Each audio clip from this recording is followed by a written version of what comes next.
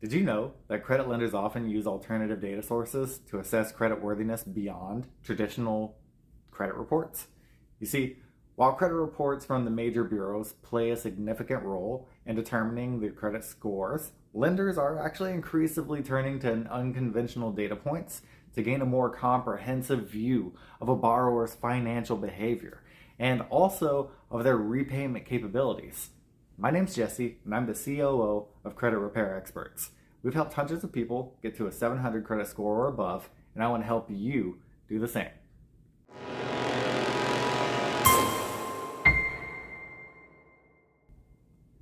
So, if you've ever wondered how lenders appraise your creditworthiness and you wanted to make yourself more attractive to them, then stay tuned because that's exactly the information that we're going to be learning about today. So, to have a deeper understanding of how credit works, let's go ahead and reverse engineer what it is that they do. First of all, we need to break down the processes and mechanisms that credit institutions actually use to assess borrowers, to grant loans, and also to manage your credit life cycle. Keep in mind that specific details may vary from lender to lender, but there are a few fundamental steps and some key components that are involved in how most credit lenders operate. But Jesse, I heard that all you have to do in order to get approved for loans and credit cards is to have a good credit score.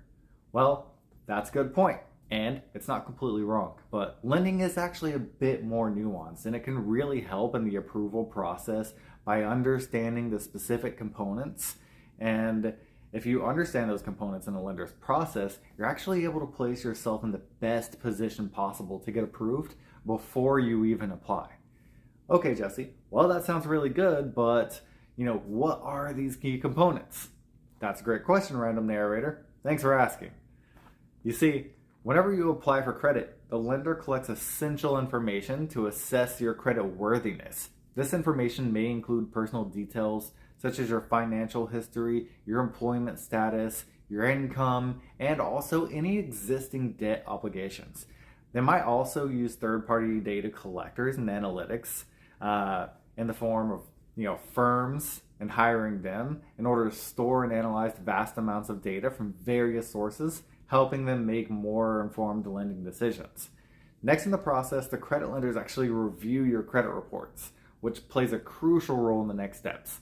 These reports come from credit bureaus like the Big Three, which contain detailed information about the borrower's credit history, including their payment history, any outstanding debts, credit utilization, and also any previous loan delinquencies or defaults.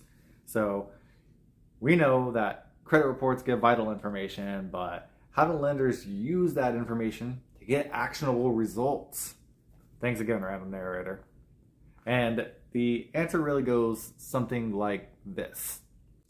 Lenders use credit reports to make informed lending decisions by reviewing the borrower's credit history, debt-to-income ratio, outstanding debts, payment history, credit utilization, public records, and credit inquiries. They also check for any discrepancies and assess the borrower's risk profile against the credit policies and risk thresholds. This comprehensive analysis, compiled into the form of credit score, helps lenders understand the applicant's creditworthiness, capacity to be able to manage responsibly, and make potential risks, also enabling them to approve credit applications, assess suitable loan terms, mitigate risks effectively, and so on. In other words, they're able to simplify all of the information that they receive from your report in the form of your credit scores. Now, these are usually calculated with algorithms which provide a numerical representation of your credit worthiness.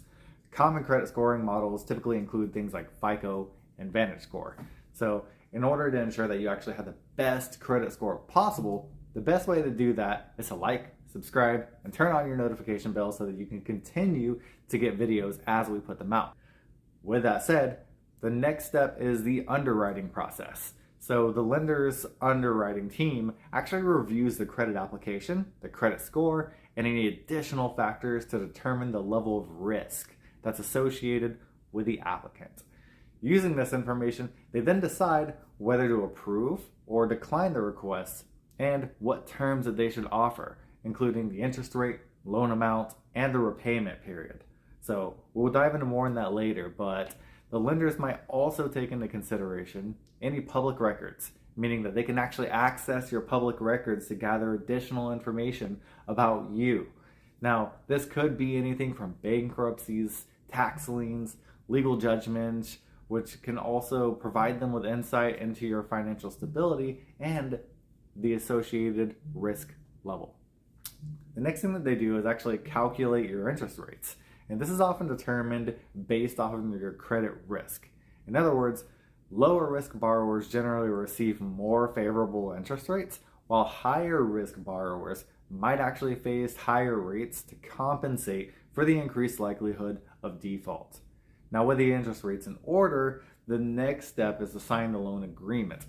So in the event that you're approved, the lender presents a loan agreement that outlines the terms and the conditions of the credit, including interest rate, repayment schedule, any fees, and the consequences of any default.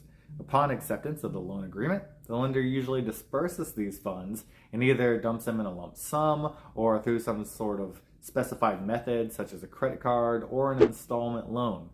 After the funds hit your account, you're really the one who's responsible for making regular payments according to the terms that were agreed upon in the loan agreement. Now, this typically involves monthly installments, but it can really vary based on the type of loan.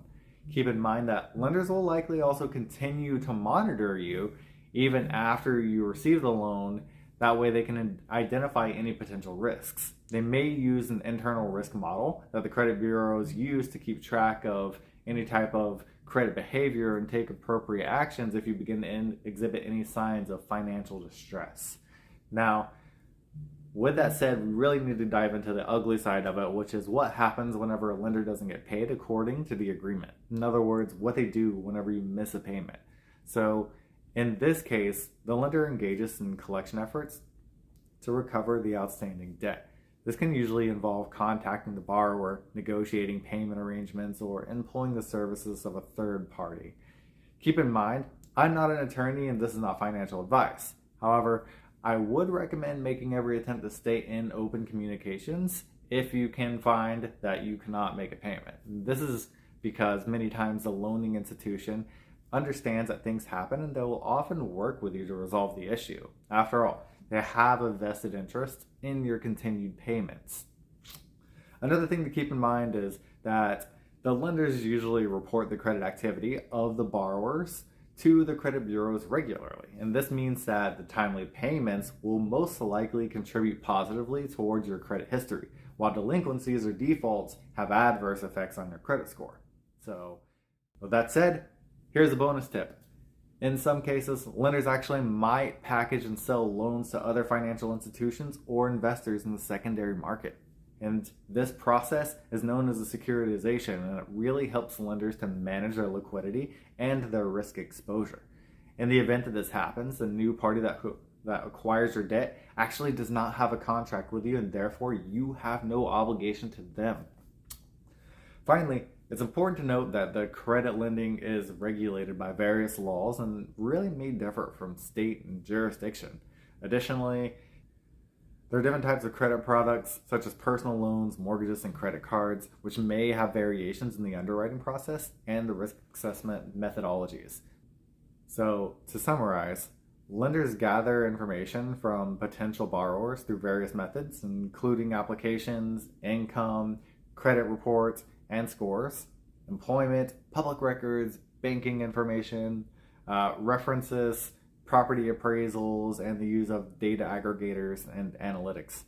They often use this information to assess the credit worthiness of the applicants and to make informed decisions on lending while keeping within compliance and data privacy laws. All this is essential to ensure that the responsible handling of the borrower's information in the lending process. So there it is in a nutshell, how lenders determine whether to extend credit or loans to you. Now, I actually have a question for you. If you're trying to make yourself more appealing to a lender, what is the best way? Do you think it's to increase your credit score, or do you think it's actually to leverage investments that have tangible assets? I hope that you found this information helpful, and if you stuck with us until the end and you still want to learn more about the relationship between lenders, consumers, and data furnishers, go ahead and check out my other videos. Until next time, this is Jesse at our den, the credit repair experts, helping you improve your credit and bringing you one step closer to financial independence.